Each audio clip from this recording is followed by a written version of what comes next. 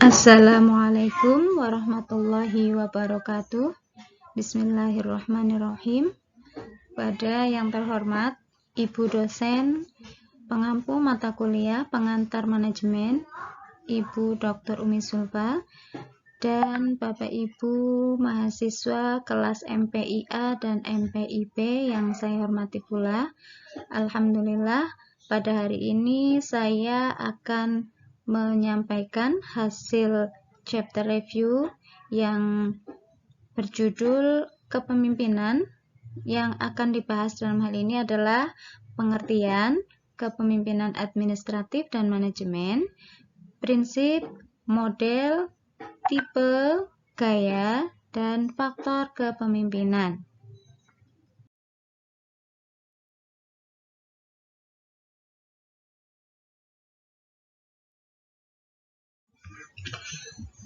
Tugas ini disusun oleh Widi Astuti guna memenuhi tugas terstruktur pada mata kuliah pengantar manajemen dengan dosen pengampu Ibu Dr. Umi Sulfa MPD.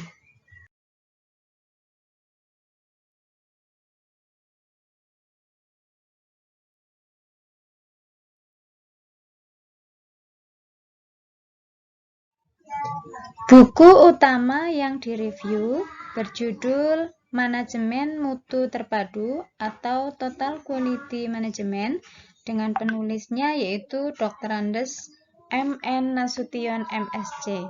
Berikut ini identitas buku utama.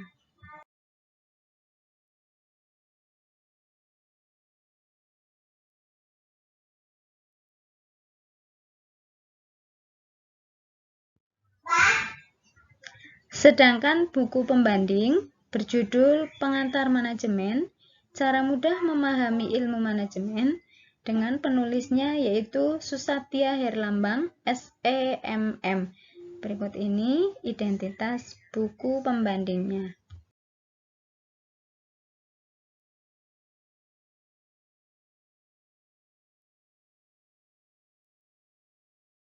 Hal-hal pokok yang direview dalam buku ini adalah pengertian kepemimpinan, kepemimpinan administrasi dan manajemen, prinsip kepemimpinan, gaya kepemimpinan, tipe kepemimpinan, dan model kepemimpinan.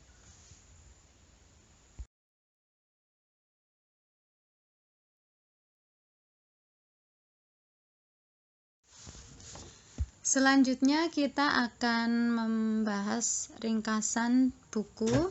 Yang pertama adalah pengertian kepemimpinan. Ada beberapa pendapat para ahli yang mengemukakan tentang pengertian kepemimpinan.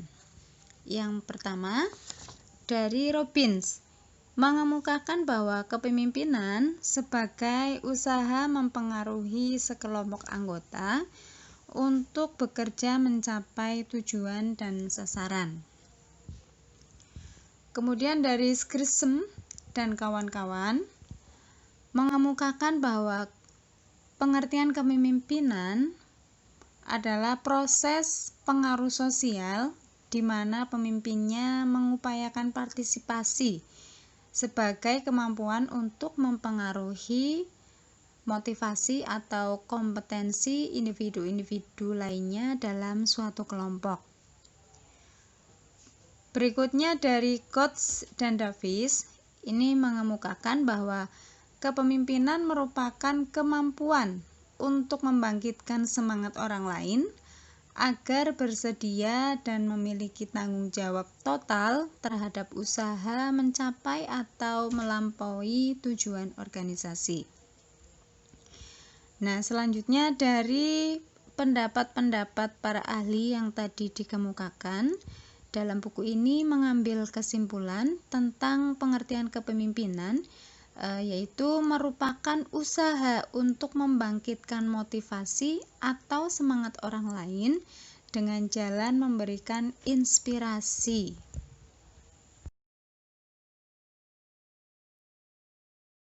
Selanjutnya tentang kepemimpinan administrasi dan manajemen.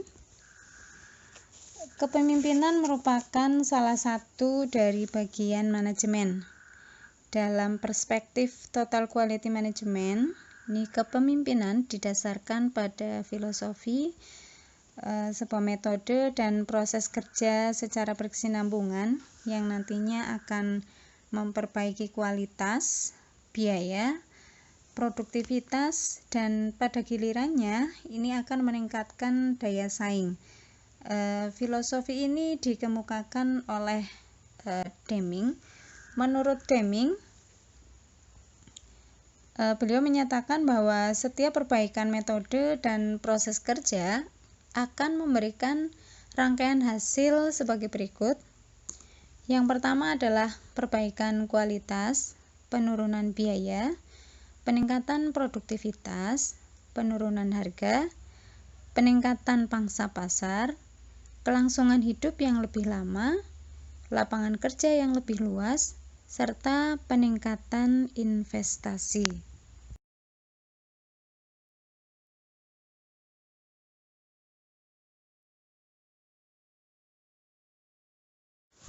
Selanjutnya, mengenai prinsip-prinsip kepemimpinan, disampaikan oleh Scholz dalam bukunya Coates dan Davis, mengemukakan tentang prinsip-prinsip kepemimpinan, meliputi beberapa hal. Yang pertama adalah fokus pada pelanggan. Maksudnya di sini adalah bertujuan utama untuk memenuhi harapan pelanggan melalui suatu cara yang memberikan nilai abadi kepada pelanggan.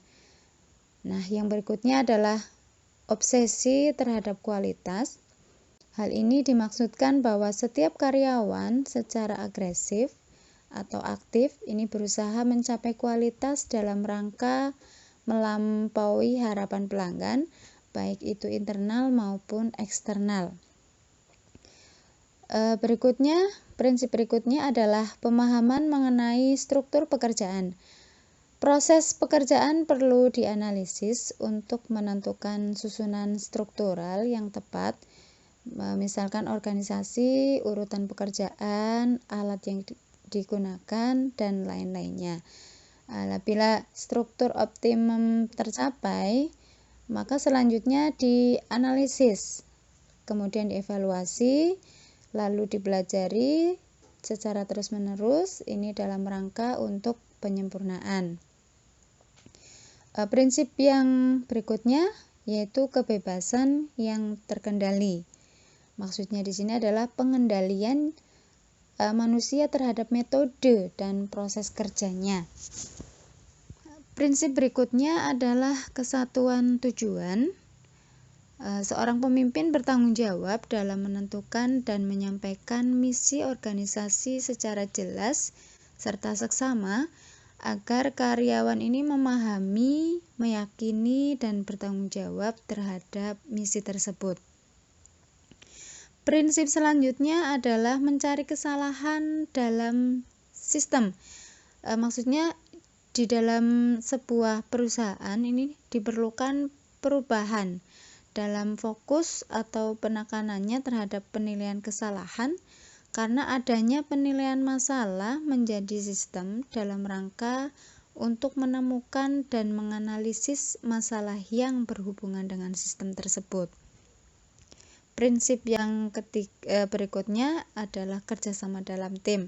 Nah, kerjasama dalam tim ini sangat dibutuhkan demi untuk pencapaian tujuan yang lebih baik serta akan memberikan hasil yang lebih baik.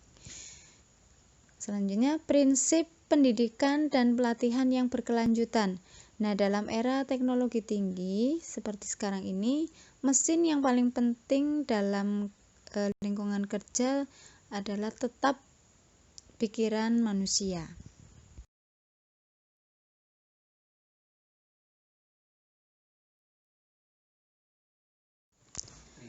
Pembahasan berikutnya adalah gaya kepemimpinan.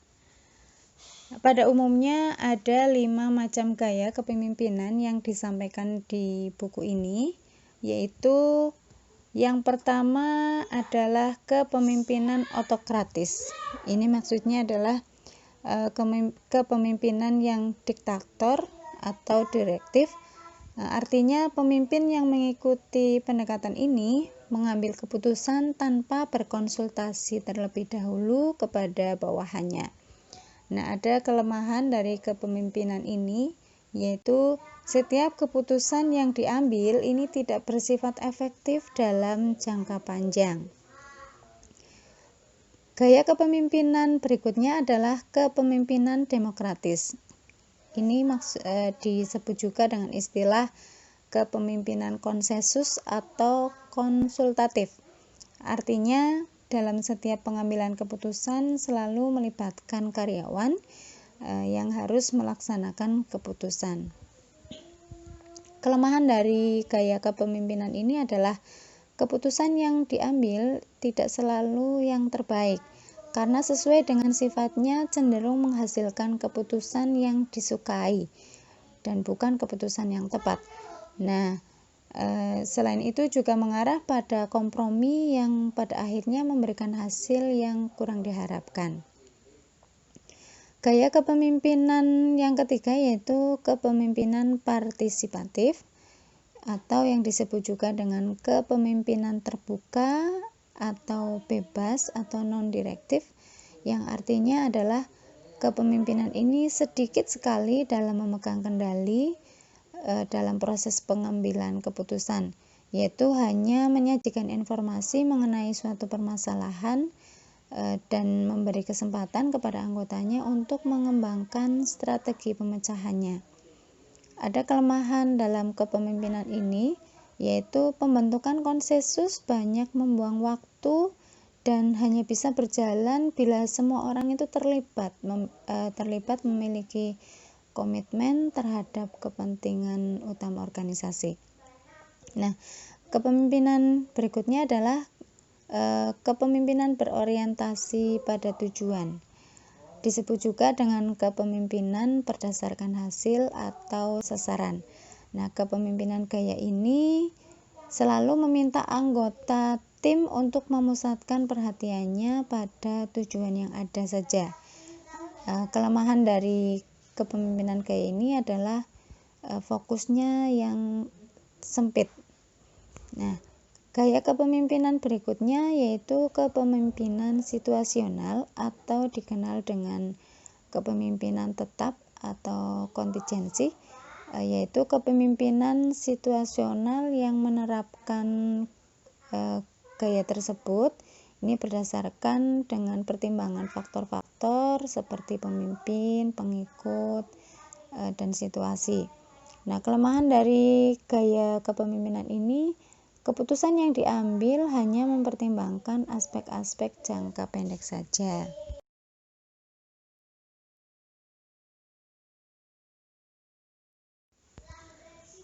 Berikutnya adalah tipe kepemimpinan.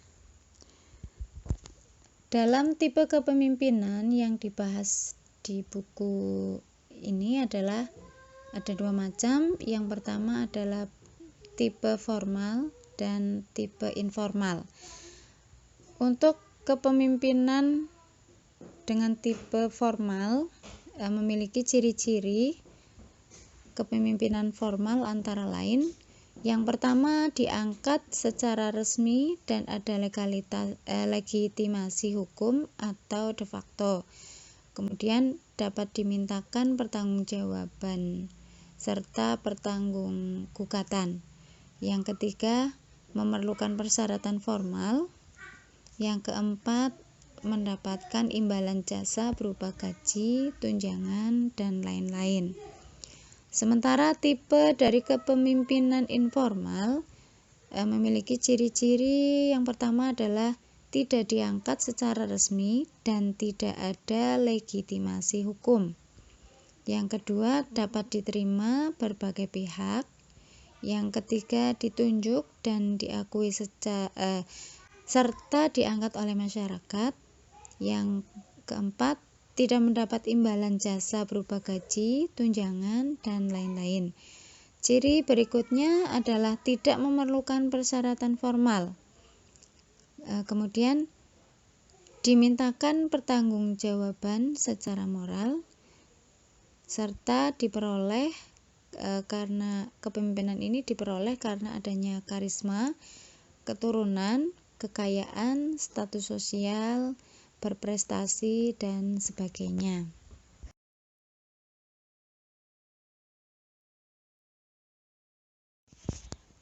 Selanjutnya adalah model kepemimpinan. Model kepemimpinan yang dibahas di sini hampir sama dengan gaya kepemimpinan.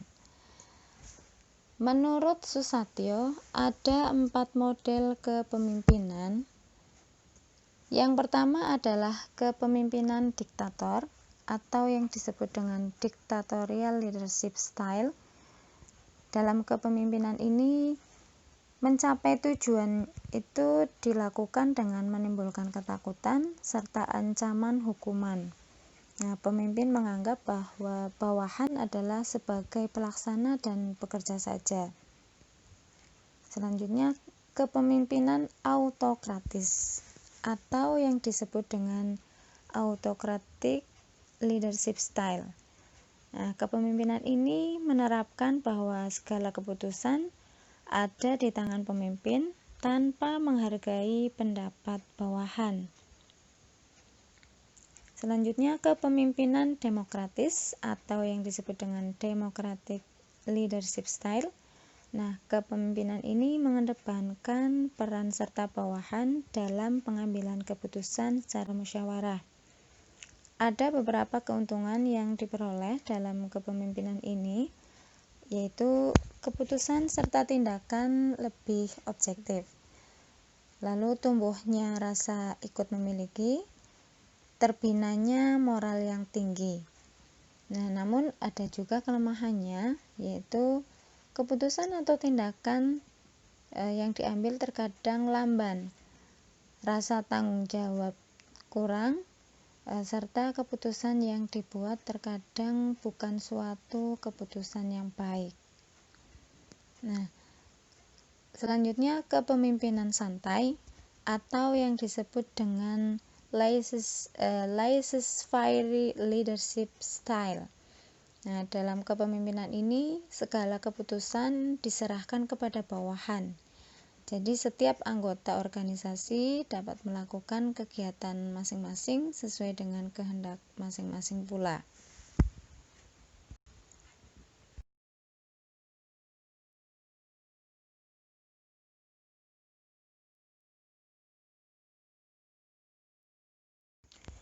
Nah, sekarang kita lanjut kepada hasil review. Yang akan direview di sini adalah kelebihan dan kekurangan buku tentunya, dari buku pertama atau buku utama dan sekaligus buku pembanding. Yang pertama, kelebihan buku. Pada buku pertama membahas tentang kepemimpinan dan kerjasama tim. Dalam pembahasan bab ini berisi mengenai definisi dan karakteristik kepemimpinan, kemudian perbedaan antara kepemimpinan dan manajemen, kepemimpinan manajemen yang berkualitas, gaya kepemimpinan, penerapan kepemimpinan, serta kerjasama tim yang di dalamnya membahas tentang arti, faktor-faktor keberhasilan, serta penghambat kerjasama. Namun yang difokuskan dalam chapter review buku ini hanya mengenai pembahasan definisi atau pengertian, kemudian kepemimpinan manajemen, gaya kepemimpinan, serta prinsip kepemimpinan. Untuk pembahasan mengenai model dan tipe kepemimpinan, kami menemukan pada buku pembanding, yaitu buku yang berjudul Pengantar Manajemen yang ditulis oleh Susatyo Herlambang.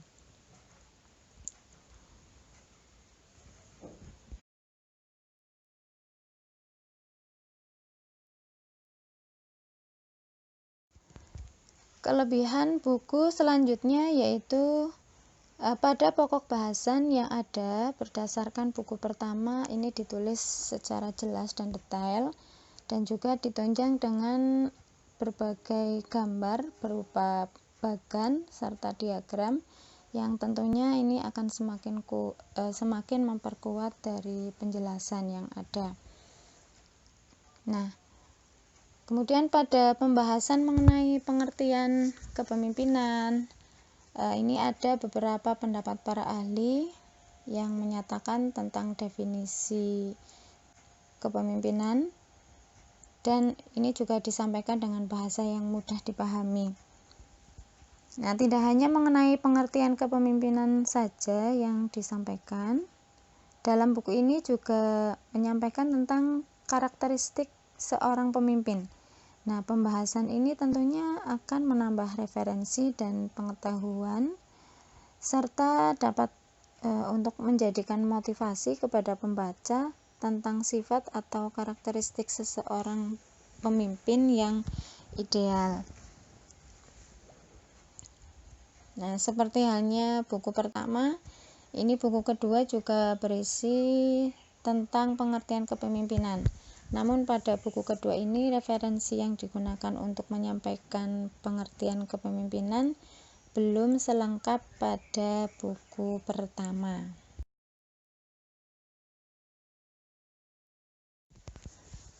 Selanjutnya, pada pembahasan mengenai kepemimpinan administratif dan manajemen, pada buku pertama banyak memberi informasi mengenai manajemen. Di antaranya pengertian manajemen, perbedaan antara manajemen dan kepemimpinan. Terdapat juga tabel dan diagram yang digunakan untuk menjelaskan kedua hal tersebut. Nah, ini sangat memudahkan pembaca untuk memahaminya.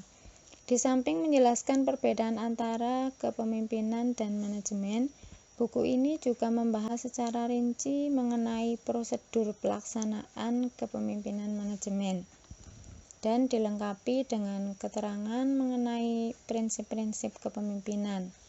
Ada 8 prinsip yang dibahas dalam buku ini.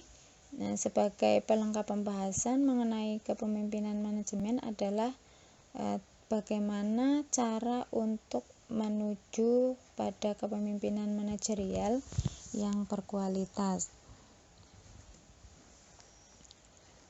Pada pembahasan mengenai gaya kepemimpinan, pada buku pertama menyampaikan 5 gaya kepemimpinan. Nah, tidak hanya pengertian saja yang dijelaskan di sini, tetapi juga ada juga kelemahan-kelemahan pada masing-masing gaya. Dengan mengetahui tentang pengertian dan kelemahan-kelemahannya ini, diharapkan para pembaca nantinya dapat memilih gaya mana yang akan dipilih.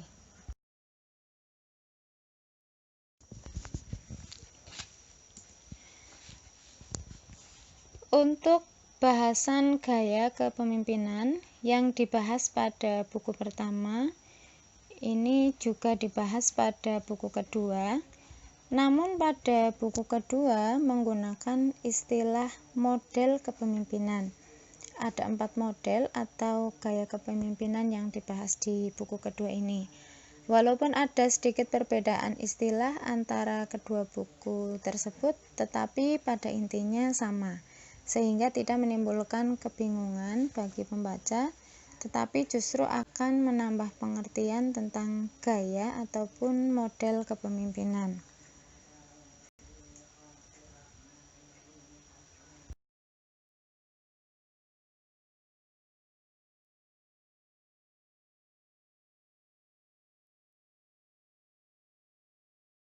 Selanjutnya mengenai kelemahan-kelemahan buku. Yang pertama, pada buku pertama ini tidak membahas tentang materi tipe-tipe kepemimpinan. Sedangkan di buku yang kedua ada pembahasan mengenai tipe-tipe kepemimpinan, tetapi yang disampaikan adalah poin-poinnya saja, sehingga pembaca akan merasa kurang sekali untuk memperoleh penjelasan mengenai hal tersebut. Pada buku pertama, tabel diagram maupun bagan yang digunakan ini tidak menyertakan penjelasan secara khusus. Nah, ini akan menimbulkan penafsiran yang berbeda-beda mengenai maksud atau pengertian bagi pembaca. Kemudian, di buku pertama tidak membahas mengenai model dan tipe kepemimpinan, sehingga menggunakan buku yang kedua untuk menemukan penjelasan kedua hal tersebut.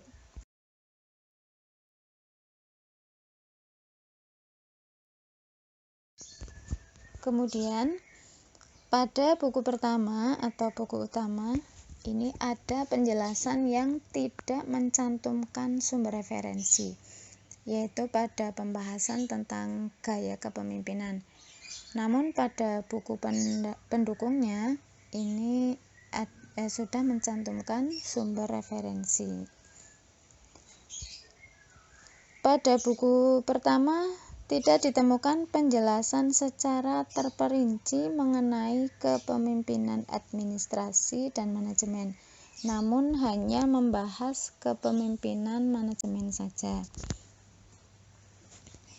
Nah, Preview juga tidak menemukan pembahasan mengenai faktor-faktor kepemimpinan baik pada buku pertama maupun buku kedua.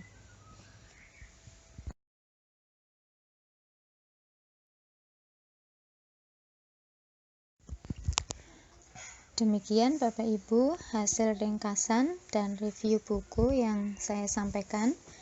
Buku utama yang saya gunakan berjudul Manajemen Mutu Terpadu yang ditulis oleh M.N. Nasution, MSc.